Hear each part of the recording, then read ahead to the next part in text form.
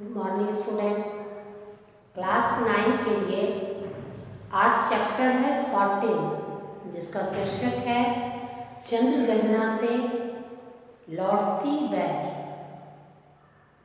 और इसके रचयिता हैं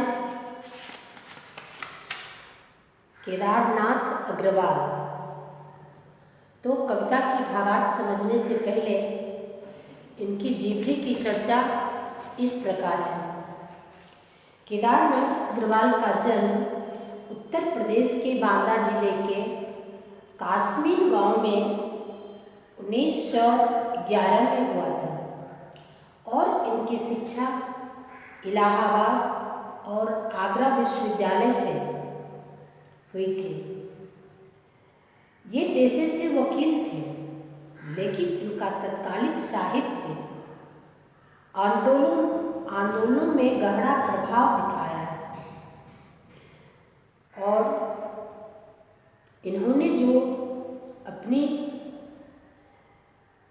रचना किया है उसकी प्रमुख कृतियों का नाम इस प्रकार है। नींद के बादल, युग की गंगा, फूल नहीं रंग बोलते हैं, आग का आईना, पंख और पतवार, हे मेरी तुम, मार प्यार की थापें और कहे केदार खरी खरी, उनकी प्रमुख काव्य कृतियाँ हैं। उन्हें सोवियत लैंड नेहरू पुरस्कार और साहित्य अकादमी से सम्मानित किया गया है। इनकी प्रगतिवाद धारा बहुत ही महत्वपूर्ण है। ये कवि प्रगतिवाद के नाम से जाने जाते हैं। ये जन सामान्य का संघर्ष और प्रकृति सौंदर्य कविता को अपनी यथार्थवादिता के रूप में व्यक्त किया है, जिसमें शब्दों के सौंदर्य और प्राकृतिक सौंदर्य ही उनका मुख्य केंद्र बिंदु रहा है। इनकी यहाँ जो संगीतात्मक काव्य की अनंतम विशेषता यहाँ बताई गई है वह बुंदेलखंडी समाज के दैनंदिनी जीवन और खुलेपन के उमंगों के साथ काव्य में अभिव्यक्त हुआ है। केदारनाथ अग्रवाल ने जो ये काव्य भाषा की रचना की उसमें लोक भाषा के निकट लाते हुए देखे जाते हैं। ये ग्रामीण जीवन से जुड़े अनेक बिंबों को आत्मीयता के साथ प्रस्तुत किया है। इसलिए इन्होंने जो लिखा है चंद्रग्रहण से लौटती बैर, इनकी कविता में प्रकृति के प्रति गहन अनुराग व्यक्त किया गया है। गहन का अर्थ होता है गहराई से। वह चंद्रग्रहण नामक स्थान से लौट रहे हैं। लौटते हुए किसान मन को खेत खलिहान एवं उनका प्राकृतिक परिवेश उन्हें सहजता से आकर्षित किया है। सहजता का अर्थ होता है आसानी से। इस कविता में उन्होंने सृजनात्मक कल्पना की अभिव्यक्ति की है। सृजनात्मक का अर्थ होता है खुद से भाषा का उन्होंने उत्पत्ति कर वहाँ अपनी बातों को रखा है। साधारण चीज़ों में वे असाधारण सौंदर्य दिखाने की कोशिश किए हैं। सौंदर्य को शहरी विकास की तीव्र गति से बीच में अपनी संवेदना को अभिव्यक्त किया है। इससे पता चलता है कि ये प्रकृति और संस्कृति की एकता को एक साथ बांधने की कोशिश किया है। पहला पैराग्राफ में इन्होंने लिखा है कि देख आया चंद्रग्रहण, देखता हूँ दृश्य अब मैं, मेल पर इस खेत कि बैठा अकेला एक बीते के बराबर, एक हरा ठगना चिनक बांधे मुरैठा शीश पर, छोटे गुलाबी फूल का सजकर हरा है। पास ही मिलकर उगी है बीच में अलसी हथेली, देव की पतली कमर की लचीली, नील फूल ले फले को सिर पर सजा। यानी उन्होंने किसान की स्थिति का वर्णन इस प्रकार किया है कि मैं तो शहर के चकाचौंध जिंदगी को देख आया और उसी रास्ते में मैं किसान की वह स्थिति को देखता हूँ कि वह अपने खेत के मेड़ पर बैठा हुआ है।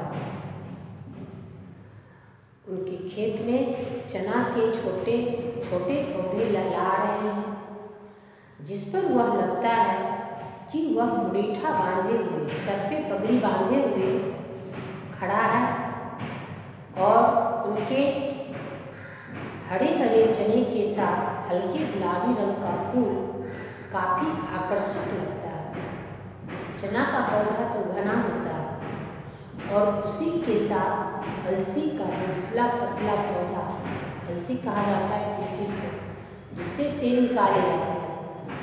तो वैसे पौधा जो चना के बीच में अपने दुबले पतले शरीर लेकर खड़ी है, लेकिन वास्तव में वह हथेली है, क्योंकि अलसी का पौधा बहुत मजबूत होता है और उसके जो फलियां होते हैं वह भी काफ़ी गठीली होती है, यानी मजबूती से उस बीज को पकड़े रहती है, वह आसानी से झड़ता नहीं है।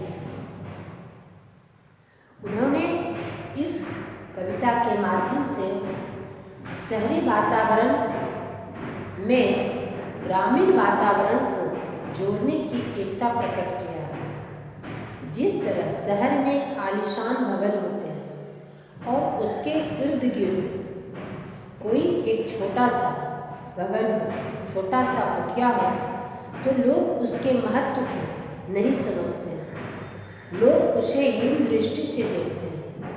उसी तरह प्रकृति में घना पौधा चना है और दुबली पतली हठीली अलसी है, लेकिन वह भी जब अपने आप में खड़ी है तो कहीं से वह अपने आप को कमज़ोर नहीं समझती, कहीं से अपने आप को वह निर्बल नहीं समझती। कहने का तात्पर्य यह है कि हर व्यक्तियों का, हर वस्तुओं का, का अपना अपना स्थान होता है। जिस तरह से चना के साथ अलसी अपनी स्थिति बनाए हुए है, कमज़ोर होते हुए, दुबली पतली होते हुए भी वह भी अपने हट पे अड़ी है। यहाँ कह रही जो छुए यह दूं हृदय का दान उसको, और सरसों की न पूछो हो गई सब्जी सयानी, हाथ पीले कर लिए हैं ब्याह मंडप में पधारी। कहा गया है कि यह जो कविता है वह बसंत ऋतु से जुड़ी हुई कविता है। बसंत ऋतु को ऋतुओं का राजा कहा जाता है और ऋतुओं में उसकी जो अवस्था होती है वह शैशवावस्था होती है, यानी अपने उम्र का सबसे सुंदर, सबसे सुनहरी अवस्था। प्रकृति वहाँ अपने रंगारंग स्थिति में होती है। कहीं सरसों के फूल से पीले पीले लगता है, प्रकृति चादर उड़कर खड़ी है, तो कहीं अलसी की हठीली पौधे से जकरी है, तो कहीं चने के हरे हरे खेत में गुलाबी से फूल उसे काफ़ी आकर्षित कर रही है। कहने का तात्पर्य यह है कि जिस तरह यहाँ लिखा हुआ है कि दुल्हन सज धज कर मंडप में आती है, उसी तरह प्रकृति बसंत ऋतु में सज धज कर हमारे सामने अपने रूप लेकर प्रतिष्ठित होती है। बसंत ऋतु में हर पौधे में नए नए पल्लव आते हैं, फूल खिलते हैं, हर फसल पक के तैयार होने की स्थिति में होते हैं। इसलिए यहाँ जो कवि ने लिखा है कि देख आया चंद्र गहना, यानी मैं शहर की चकाचौंध को देख आया। और वहाँ से अगर हम प्राकृतिक वातावरण के रूप में गांव की तुलना करते हैं तो वास्तव में वह कहीं से कोई कम नहीं है, क्योंकि प्रकृति ने यहाँ अपने मुक्त हाथों से इतनी रंग बिरंगी खेतों में लहलहाते फसल, फल फूल तथा बाग बगीचे को सुगंधित करने वाली गंध को प्रदान किया है। यह वास्तव में एक प्रकृति की अनमोल देन है।